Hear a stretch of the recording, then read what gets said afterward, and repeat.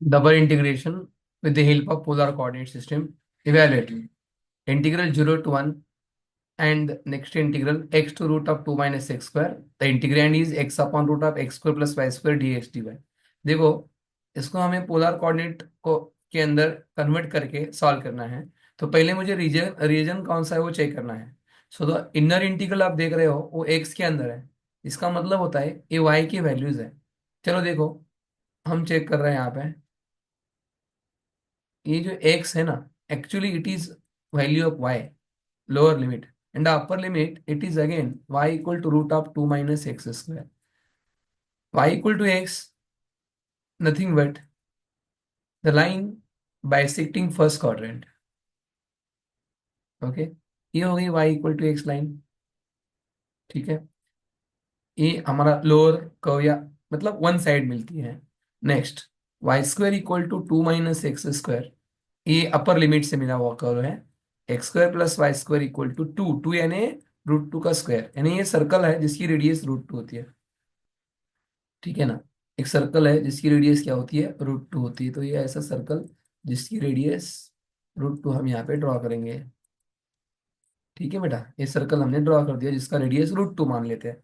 Right, तो ये एक हो गया। अभी नेक्स्ट, थर्ड वन, ये वाई 0 to 1 जो है वो एक्स की वैल्यूज होंगे। एक्स इक्वल टू 0 यानी वाई एक्सिस है। दूसरा x equal to 1, where is x equal to 1, इसकी रेडियस तो रूट टू है। एक्स इक्वल टू 1 ढूंढने के लिए हम क्या करेंगे, ये y equal to x solve करेंगे इसके साथ में। If we put y equal to x, this equation number suppose to be 1 and this equation number suppose to be 2। If we solve this 1 and 2, we will get x square equal to 2 minus x square, so 2x square equal to 2, getting us x square equal to 1 and means x equal to 1। x की value 1 आ रही है, इसका मतलब ये point के coordinates 1, 1 हो गए। Right, तो चलो अभी वन मोर, जो हमारा बाउंड्री था वो इस 1, 1 पॉइंट से पास हो रहा है। ठीक है ना। हाँ, ये 1, 1 पॉइंट इस पॉइंट से पास हो रहा है। ठीक है, this is passing through this point 1, 1, ये लाइन होगी। हाँ, अभी चेक करते हैं उनके सब साइड्स यानी एजेस रीजन के। First one, y equal to x यानी ए रीजन हो गया। ठीक है, y इक्वल टू एक्स, ये रीजन का एंड हो गया y इक्वल टू एक्स। दूसरा क्या है, सर्कल है। दूसरा सर्कल है, ये सर्कल का पार्ट हो गया। और तीसरा क्या है, अ, तीसरा हमारा एक्स इक्वल टू जीरो है। एक्स इक्वल टू जीरो यानी वाई एक्सिस।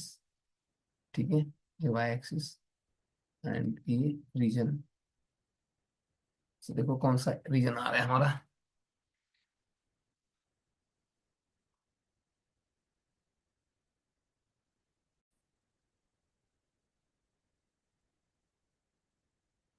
हाँ, इसी, देखो हमारा पहला y इक्वल टू एक्स यानी ए था, y इक्वल टू एक्स। दूसरा है हमारा सर्कल। ठीक है, और तीसरा x इक्वल टू जीरो यानी this x equal to zero and x equal to 1 यानी ए लाइन।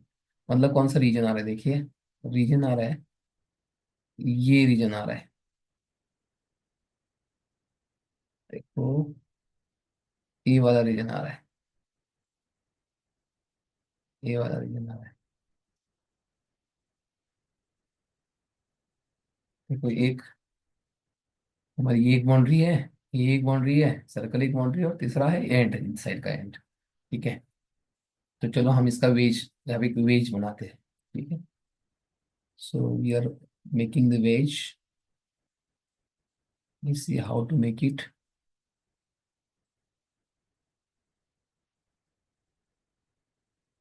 हाँ, अभी वेज देखिए। ठीक है, कि वेज से हमें पोलर के कोऑर्डिनेट्स की लिमिट मिल जाएगी, पोलर कोऑर्डिनेट्स की।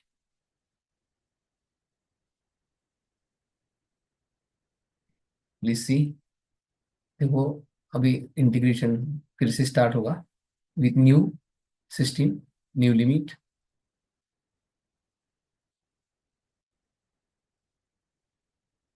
Eight I equal to integral, हाँ जो लिमिट आ रहे हैं देखो, ये वेज π/4 से लेकर π/2 तक रन करेगा, है ना। कम से कम एंगल उसका π/4 होगा, लिमिट π/4 से लेकर π/2 तक जा रहा है।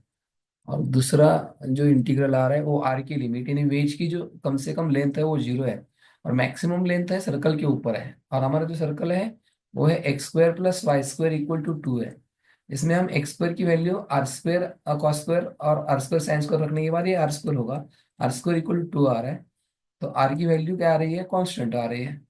r की वैल्यू कांस्टेंट आ रहा है √2, मतलब ये 0 to √2 लिमिट हो गया।